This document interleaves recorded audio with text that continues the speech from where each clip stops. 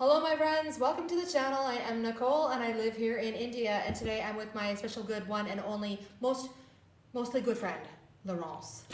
Hello. Yep. So today we are here to watch a video from Max Chernov. Now, Max Chernov is really one of my favorite content creators in the space of expats and their lives outside of their home countries. He interviews people from all over the world that have left their home countries and gone somewhere else.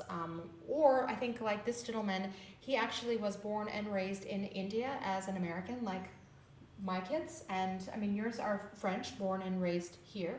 Yeah. Yeah. So this is about a gentleman who he's chosen to be Indian. He's chosen to give up his Indian or his American passport and chosen to instead have an Indian passport and be recognized as an Indian citizen. And this basically goes into his reasons why, which is I think going to be really interesting to watch and maybe have a comment or two on, like I normally do. Yeah, I'm skeptical. You're Okay. skeptical? Skeptical Yeah, about what? I don't know. I think when you look like he looks, no matter what your passport is, nobody will believe you're Indian. Yeah, that's Hmm. possibly true, right? I mean, that So is also, that's very true. then you have to justify and explain. And okay, Yeah, anyway, yeah. So let's go ahead yeah, and see. let's listen to it. So if you haven't already, give me your like, give me your subscribe, and let's go.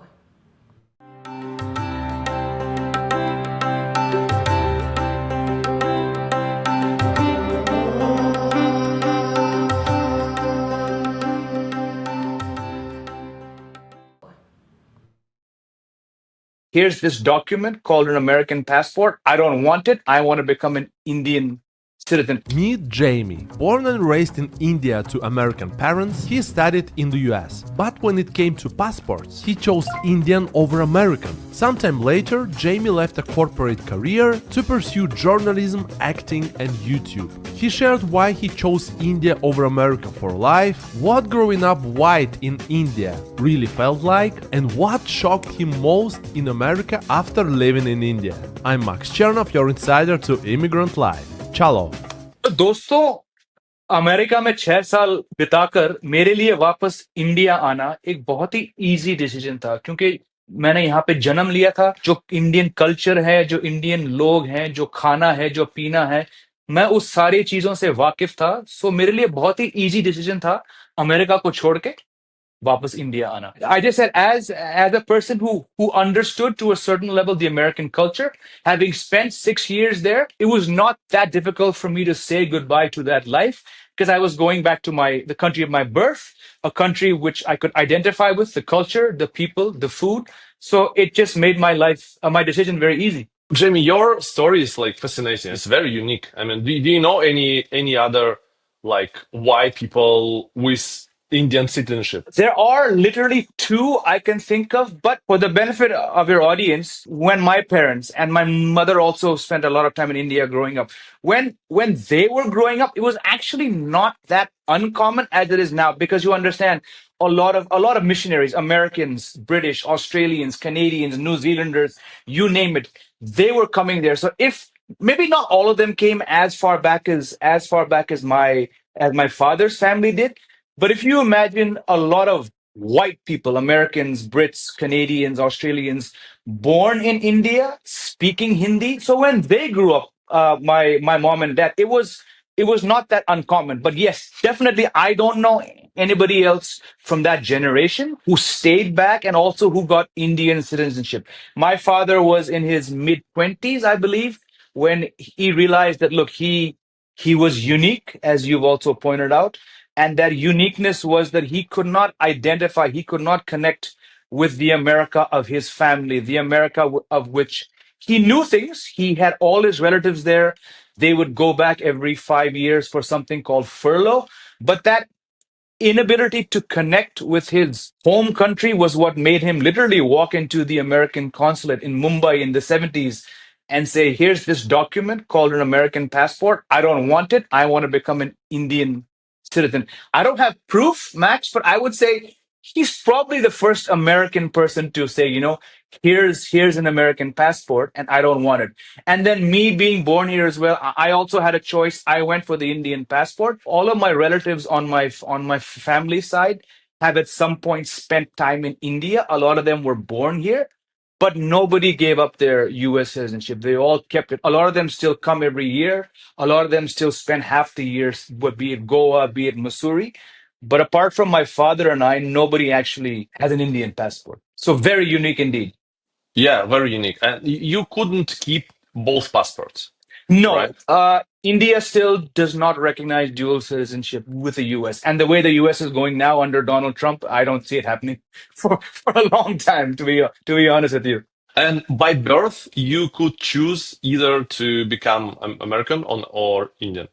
It's an interesting story. I'll try and keep it as brief. So when I was born in 1981, both my father and mother, first time parents, didn't quite know what the situation was. So they asked around and they were told, look, the mother has an American passport, the father has relinquished the US passport, so he had an Indian passport. Where do you see your son spending the next 18 years? Until he becomes of legal age, where's he going to be? So they both said, yeah, well, we think it's going to be here. So the advice given to them by people in the system and their inner circle was, until Jamie turns 18, if you think he's going to be here, let him give him the Indian passport. It'll be easier for him for the next 18 years. He won't have to go every few years and get it changed and all that jazz. When he's 18 of legal age, he can opt for the American passport. It sounded so simple, Max, to these two naive first time parents. Fast forward to 1999 when I turned 18. We just assume, hey, this kid's going to become an American citizen. So we walk into the American embassy here in New Delhi, and the person behind the counter is like, yeah, you haven't heard that law was changed a few years ago. And literally, my mother's world just came crashing down. There was no internet. How are you going to know unless somebody from the embassy calls you and says, hey, look, Mrs. Alter, the law has changed? You're not going to know. What was the law change? I'm guessing you're wondering. Both parents, I mean, just get the absurdness of the situation. Both parents had to have spent a precise number of years, months, weeks, and days in the US in order for their kid to get American citizenship. And as you can imagine, my father was so far behind because he hadn't lived there since he was a kid. And my mother was short by like literally 12 or 13 months. So that poor sweet lady had to give up her job for a year. She's a teacher in Mumbai, still is to this day. She had to go to the States, establish what they call domicile for 12 months in order to fulfill the criteria. As soon as that was done, I could then apply not for American citizenship, but for a green card. And when you apply for a green card, you yourself have to spend a minimum of 5 years, which I did. I spent 6 years. After the said 5 years, you then go through a whole process where if you're eligible and the government feels you're the right candidate, then of course that green card at some point becomes American citizenship. But Okay, so what he is talking about here, I literally have no idea about as an American. So I don't know if the laws have changed again? since then. Yeah, probably. Because the way that I was told is that as an American myself, I didn't really have an option of not giving the citizenship to my daughter and my son, my kids. I was it was legally I have heard of people actually having legal action threatened against them when they take their children, because it's not just India. This is when you have a child born outside of the U.S. anywhere. If they have chosen to have a passport given by, let's say, the father, if the father is European or Singaporean or Japanese, if they choose to give a passport that is not American, and you travel with that child to the U.S., you can get into trouble. There's major tax implications. There are, I've definitely heard of people being threatened, and that they have to change the citizenship to American. So The difference being that depending on where since US allows the dual citizenship, you don't necessarily have to choose, unlike for India. But they allow it with certain countries, okay? But they don't allow it with India, so you do have to choose. But also there has been a bit of a workaround with that in the previous years. I think India has closed this now, that you could get, if you got the Indian passport first and then got the American passport, they could hold both of those passports until they were 18. I do know people that have done that, but technically it's not allowed because you're not supposed to have two, you're supposed to have one. And then because you're under 18, it does not really matter because you don't have to vote. yes, you don't. So So once you you're don't- 18, you then have Then you to make a choice. make the choice of giving up either the Indian passport or the American passport. But what he is describing here was definitely not how it was described to me. I'm not sure how, like, and the interesting thing is that when you go on as, like, you know, he's talking that there wasn't internet back then. There is internet now, and there still is ambiguity. There still is, like, what do we do? I'm not quite sure. You know, I found out just a couple of years ago that I did not have to get my kids' social security numbers, whereas I was under the impression that they were born, they needed a social security number, and that is also not the case. Like, you don't have to get them a social security number until they're older, until they actually enter the workforce. So there's these things that there's still ambiguity around them. It's still sort of, you know, a very gray area. I do know that, you know, my children would have to have this domicile, like they would have to establish the fact that they lived in the US before giving their American citizenship to some of their kids. Like, so that is, maybe his mother was second generation, also born in India, like my children were. I'm just not sure on his case. It just doesn't seem the way that the laws are now. So let's go ahead and continue. I just wanted to explain that. By that time, I was disillusioned with America under George W. Bush. I, like my father many years ago, I was homesick, and I also felt that America was not perhaps the place for me. So in 2005, at the age of 24, I came back from the US. I still had the green card, but to keep it active, max, you have to go back every 6 months, and I was not able to do that. So due to my own foolishness, that also lapsed. And I think to this day, my mom is still, she's made peace with the fact, but I think she's a bit disappointed that at least I didn't have it. But my younger sister is an American citizenship. She lives there. She has no plans of coming back. She has two kids there. So my mom is happy that at least one person sort of went down the American route. Yeah. Well, better she. That she she did it, stayed- that's good. Yeah, she gave up a year of her life. Her life. So maybe it was good that one of them took it. At least 50%. Although I have a similar story. So my husband, when we came back to India, I hope you all understand, I am married to an Indian. We had been married for over, 20 years, closer to 25. And we've been in India now 19 years, closer now to 20. So we've been here for a long time. We moved here in 2006. And so shortly after this gentleman moved back, and he also had a green card when he came back. And that he had a green card for a few years, and he also realized during that time that he would be very difficult for him to keep the legal aspects of the green card there. Now, I have since met many Indians with green cards here in India that have come back to India and kept their green card and not kept and followed the legal obligation to being in the U.S. every 6 months.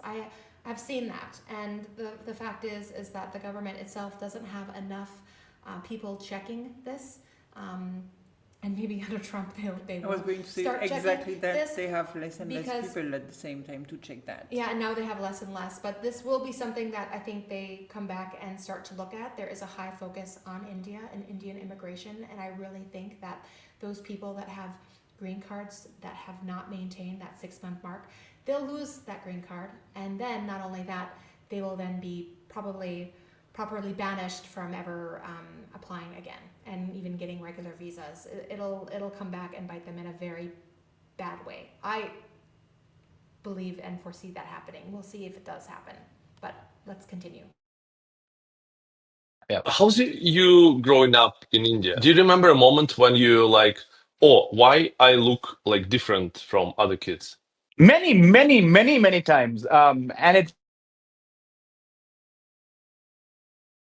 the Missouri. Missouri is a small hill station up in the Himalayas where there's a school called Woodstock School, and that's the school where my parents, my father, almost all his cousins, his siblings, my mother, her two brothers, they went there. So, like I mentioned a few minutes ago, in fact, it was very, very common for that school to be full of white people speaking a mixture of English and Hindi. So when I was growing up, Max, of course, by the time I was born and I was going to Woodstock, things had changed. All the missionaries had gone back. It was a global school, but it was still a very Indian school. So a lot more Indians were there. So I didn't actually stand out as much as I would have had I gone to a traditional, how do I say it, Indian school. So I didn't feel it so much growing up in Missouri.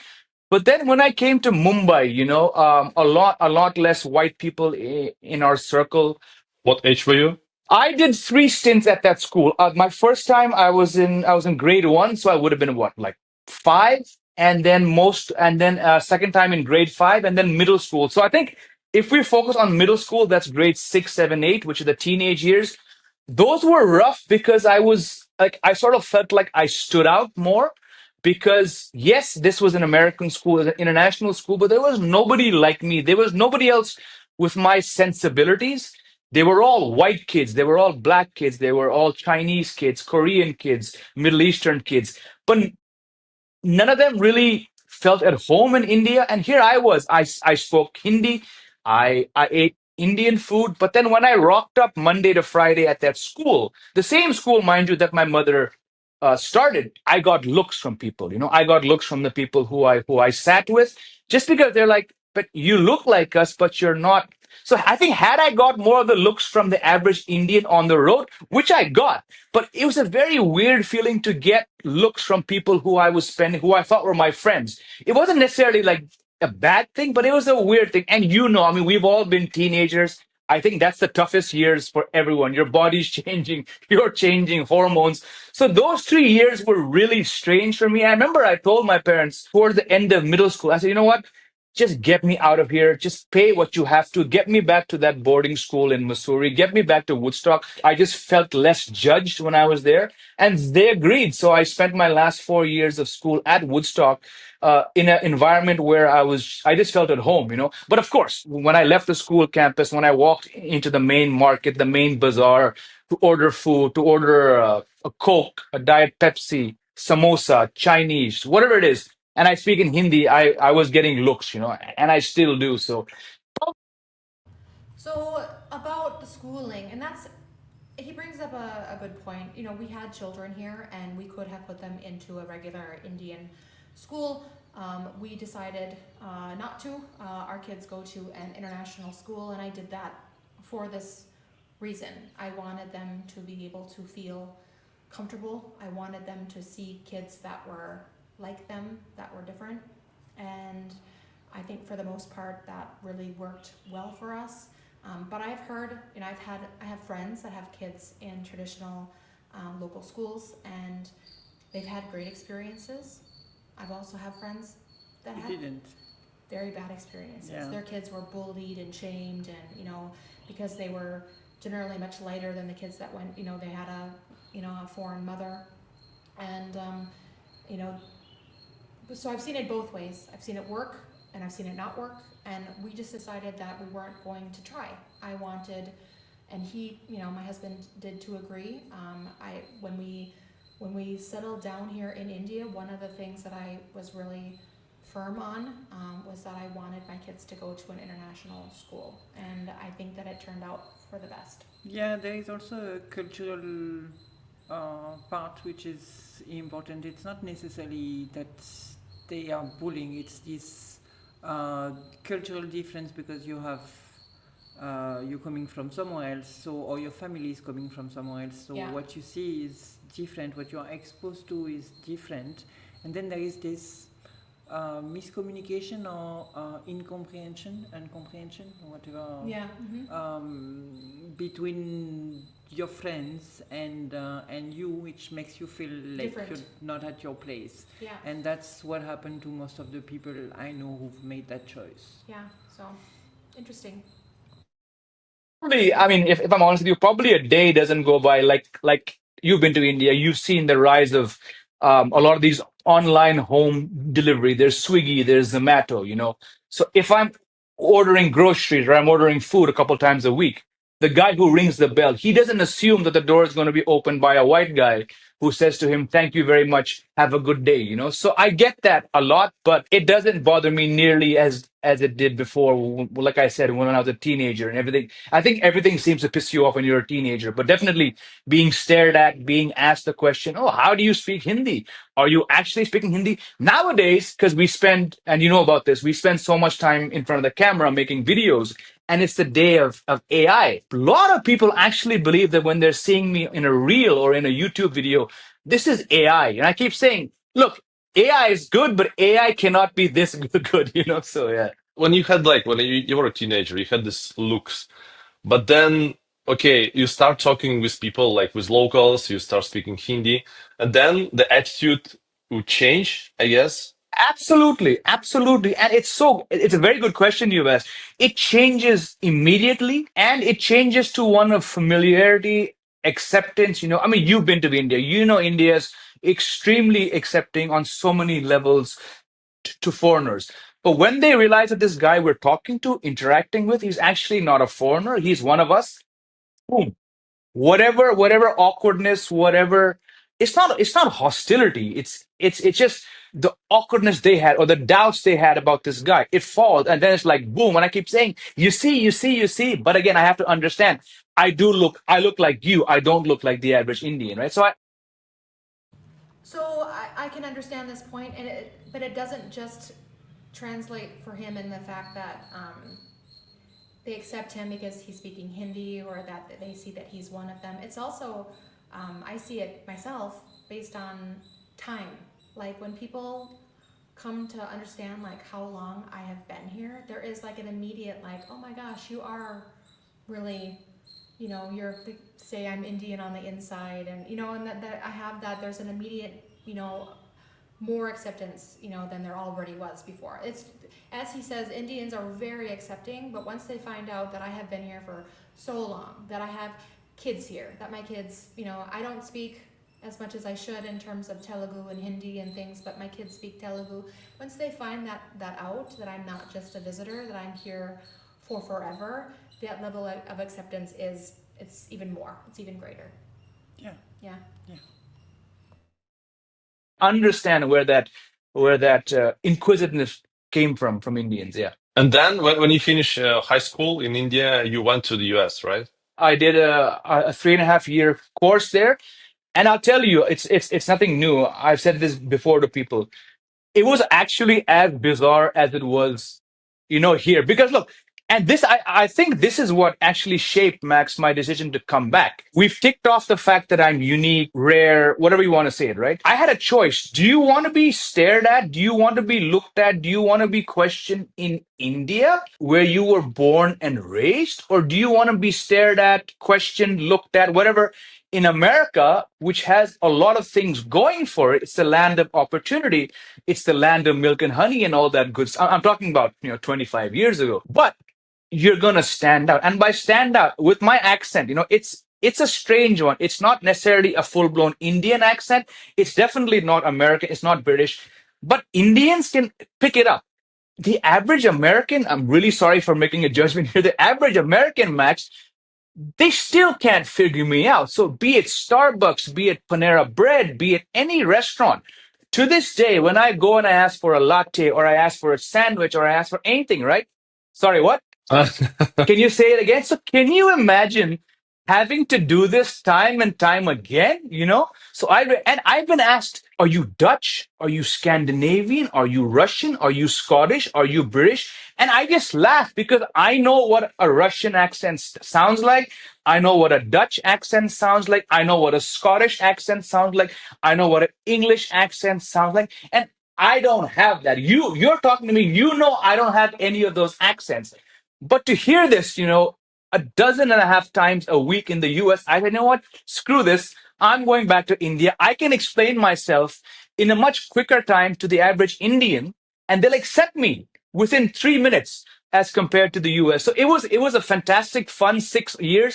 I had a lot of fun times. I worked there. I have a lot of great connections there. But I was like, man, this is a very strange place to be. So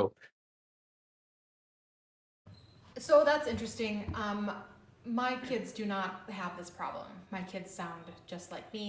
Um, they can actually sound very Indian. They code switch as it is when they are speaking to Indians, and they feel like they need to um, change their dialect to be more easily understood, or they switch to a broken Hindi, or they switch to Telugu. But generally speaking, they do not have any type of, you know, if he's saying his accent is weird, they don't sound like him. They sound like me. Yeah, but that's also what international schools do. My Yeah. two French kids have an American accent whenever they want to, which Right. is literally. Yeah, so I don't feel like they have any type of an accent, and I don't think that they struggle at all with communication in the U.S. No, but that's interesting, because while he was explaining, I was also thinking that there is probably a deeper psychological thing, which is, okay, I'm unique wherever I am, whether I'm in India or I'm in The US. in the US, but that uniqueness is going to be valued in India, while it's not going to be valued in the U.S. in the US. And I think that's maybe that also. I It's mean, an maybe I'm going interesting too take on far it. into psychology. You can sit on my sofa if you want to. But yeah, I think that's also there. As if I'm going to be unique, I might as well be valued than not Devalued, yeah, or ignored or Yeah. whatever. Interesting take, Laurence. yeah. 24, not that old. I said, I'm done. I'm going back to the country of my birth. Hey, I've launched this Telegram channel where I'll be sharing insights from my guests, travel tips around Asia, and also my thoughts about YouTube, marketing, business, and even life. It will be cozy, personal, and free of charge. So join me, just scan this QR code on the screen or click the link in description, and I'll see you there. How was your general feelings about being in the US? The America that I said goodbye to in 2004 was still in America, which I could sort of connect. Like when I went there last year, I mean, okay, Donald Trump had not been voted back in, but you could sense the election was coming. I spoke to a lot of friends on the phone who I'd gone to college with. I'm talking about Indians, Pakistanis, Zimbabweans, some people from Nepal, the South Asians who, unlike me, had stayed on. They were worried about what was happening. A few of my relatives were like, oh, it's not the America that we grew up in. Again, I'm giving you a glimpse. I was there for what, 5 days, but on the outside, it's the same thing because you're flying into JFK, you're getting a cab, you're seeing all the same commercial things, you're seeing all the same consumerism aspects. Like my first meal is always a burger when I get there for obvious reason. So I was doing the same things, but I could sense that the America that I'd said goodbye to in 2005 was not the one of 2024. But again, I was just in two states. I didn't travel much because I was there on work. I'm probably going back there in a few months and spending 2 or 3 weeks with family. So maybe if this question were asked to me at the end of the year or at the start of the new year, I could probably give you a more nuanced or detailed answer.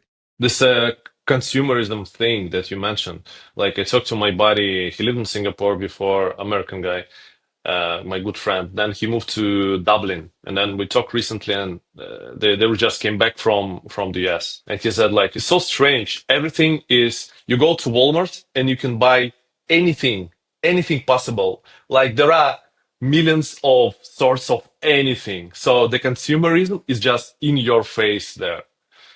That's again, I'll keep it very brief. Having the American connection, Max, having gone to America every 3, 4 years growing up, I had a sense of that. But I can tell you, when I went back for college, I was one of the few ones who had a car. So I would take my Indian, Pakistani, Bangladeshi, Sri Lankan, Nepali friends to Walmart, right? If you've never seen a place like Walmart, and I'm talking about Walmart of the American Midwest, in the middle of nowhere, Ohio, okay? They were blown away by exactly what you said. There's a frozen food section, which then merges with the dry fruit section. You know where I'm going with this, which then merges with the hardware and the clothes and then the guns.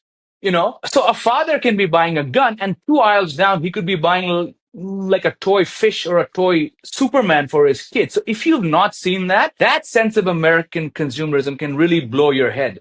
So I'm glad I had that awakening before, because I would have been really not confused, but like maybe like, it would have made me feel strange had I been 18, 19 for the first time seeing that. So, and I'm sure a lot of people still to this day, look, it's great. You can get everything under the one roof. So you don't have to go to 10 shops. You get in your car, you go to Costco, you go to Walmart, you go to, I don't know what's around nowadays. But it's a great thing about America, but it's also a very strange thing about America as well. I remember that I was there as a student when I was 20-year-old. I came from Russia, and I remember this huge cap of like Coke or Pepsi. It's like 2 liter cap with a free refill, and we were poor back then, and we were like, okay, let's do like number of refills. But like thinking about it is actually how much sugar I consumed back then. I'm like, I came from India. I came from an Indian boarding school. I was scrawny. Okay. There's something called the freshman 15, which is a common term because kids put on 15 pounds, in the first 6 months. Max, the same thing. And forget going to the movie. Like our campus, like the cafeteria would give you refills. So there's Coke, there's Dr. Pepper, there's Sprite. I'm this chronic. So I put on 15 pounds in the first 2 months because I'm like, gotcha, gotcha, gotcha. So I had to work hard to lose. I didn't lose that weight over the next 3 years, but it was just like, oh, I get more. It's free. So I totally get that, what you're saying. Did you pick up any like American accent living there? Oh, I tried, man. I tried really hard and I thought I could do it, but I sounded like probably like some broken down robot. I still get, because since the pandemic, I've done some acting now and then. I still get roles where they want me to play an American, and somehow I might get very close, Max, in the audition. But let's say I'm on the set and it's not a good day. Cut, cut, cut, cut. Sir, what accent is this? And I'm like, oh, so it's in my head, I might sound like I'm from New York or Chicago or somewhere, but clearly to the guy in front. And I'm not even talking about Americans. I'm talking about like Indian directors saying, sir, what is this? My son, he's 11, because he spent most of his life like watching YouTube. His American accent at the age of 7 was so far better than anything I could try. So yeah, but to answer your question, I tried a lot to fit in, but yeah, not very good. Some people think I just show up at the guest place, press record, and that's it, the video is done. But right now 6 people work full-time and 2 part-time on this project. It takes a lot of time, energy and money. Some interviews takes months to secure, but we do it because we want to show the world that Asia is a modern, exciting and inspiring place, and to introduce you to the most interesting people out there. If that resonates with you, I'd love for you to become an even bigger part of this project. By clicking the join button below, you'll become an official member and supporter of this channel. You'll get a special badge, I'll see your comments first, and you will know that you are helping us keep this going. Big hug to each of you, thank you so much for your support, and honestly, you are the best YouTube community I could ever dream of. Thank you so much. When you are and were in the US, like and talking to like Westerners, maybe who never been to India, talking to Americans, what do you think people don't get about the country, don't get about India? What's the biggest like misconceptions about the place? Oh man, so much. And I would love to put my hand on my heart and say that things have changed 20 years later, but my gut feeling is it probably hasn't changed much. I'm not gonna lie. Grade 5. Again, grade 5, what are you? You're 10 years old. So I get the innocence and the lack of exposure, but it goes back to being in grade 5. oh, you're from India, and I'm not joking. You go to school on an elephant, you know? I'm like, oh, come on, come on. But no, it was an actual question. It's something I've seen and heard of in like in Hollywood movies, but until you're asked that question, you're like, what? But it's okay, because I mean, the kid asking me was 10 years old. But then when I went back to the US, you know, for college, I have been with Americans who, because it's a very insular country, again, I'm making a general statement here. Americans, by and large, don't travel as much as the Brits do, for example, or the Australians. They don't know. The average American doesn't know too much about the world outside, you know. I picked up maps back in the day, not on the phone, like an actual map, and said, could you show me India? And this one poor girl in the cafeteria, she pointed to Paris, you know. Now it's just one person, but my point is the average Indian, due to so many factors, probably knows on a map where Chicago is smack in the middle, where New York, or the fact that New York and San Francisco are on two different sides of the continent. I mean, so many factors, you know, the desire to ape America, the desire to want to go to America, Hollywood, the influence of America on India is far more than the influence of India on America, right? You know what I'm saying? So that's one reason. But then when I was working a few months before I quit my job in a financial company, with one of my seniors, we were on the train together from work, and I showed her a picture of my most recent trip. It was the Himalayan mountain ranges with snow. And she's like, I thought all of India was like Rajasthan, just a desert. Now, she knew Rajasthan, but that's probably because all she'd seen in a movie or a TV show or on a postcard or on some documentary was five camels in the middle of the desert. So for a woman in her 40s in 2005 to be shocked that India had greenery, that India had mountains, snow-capped mountains, that to me was like, why is your view on the outside world so narrow? But it is what it is, right?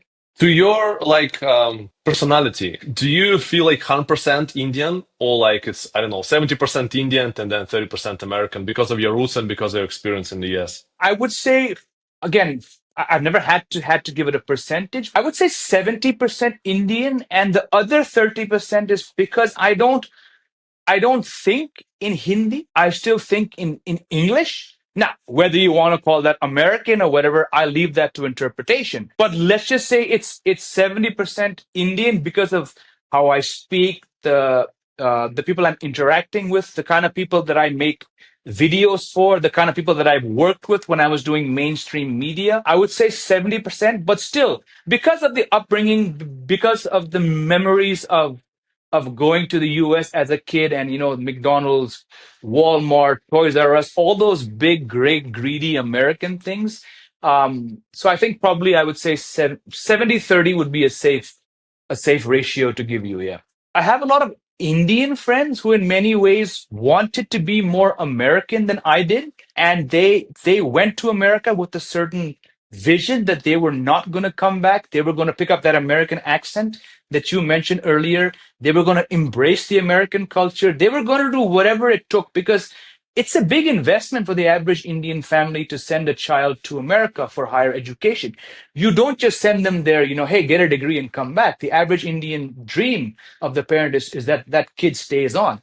So there are some of my really good Indian friends who were way more American, and they spent, unlike me, they spent 18, 19, 20 years. But for whatever reason, they're now back in India. I love asking them, you know, they're going through this culture shock. And I'm talking about brown skinned Indians, unlike me, white skinned Indian, you know, who in many ways were more Indian than me until a certain age. But once they went to America or Australia, they embraced that culture far more than I did. Like, their accents are actually American, but now they're back. It's their country of birth, but it's an alien nation for them. They've got kids who don't know Hindi or don't know one of the regional languages where they're staying. So when I ask them, they're like, man, it's crazy. They're not regretting it because they made a choice, and they're getting paid good bucks. because their companies sent them there, and their wives have embraced the culture. But the things they say, I'm like, I wouldn't think twice, but oh, it's so hot here, or the pollution, or this and that, I'm like, see, it's because you've been away for so long. So it's almost like they're foreigners coming for the first time. So that always cracks me up. What would be your advice to foreigners who want to understand India more overall? Embrace it. It's going to be tough. I think it's become easier having spoken to certain other foreigners who've come down in the last few years. India has opened up so many ways. You get a lot of the Western perks here. So it's not the India of 20 years ago where it would have been more of a struggle for Westerners. I would just say, just be open. Easier said than done. Yes, the noise, the pollution, the poverty, the opulence, the over the top aspects of Indian life are going to hit you in the face from the time you exit the plane, pretty much. But if you're open to things, and I would just say embrace it, which is why I've liked watching, YouTubers like yourself and others who go around the world and who come, because I can assume the hardships or the shock that you're going to go through with, but the fact that so many of you just go for it, so I like to see things like that. And I wish anybody coming here, not someone who's just here for like a 3-day business conference, because they're going to be gone. They're going to be staying in a 7-star hotel. But someone who's here to try and learn something, someone who's here to travel, definitely someone who's been sent here on a 3-year post, either as a teacher or in the foreign service or in a banking or any aspect of life. If you're here for that duration, the sooner you open up your mind and shed your inhibitions, I'm telling you, it'll be a far more hospitable place to live, and you'll have a fun time living here.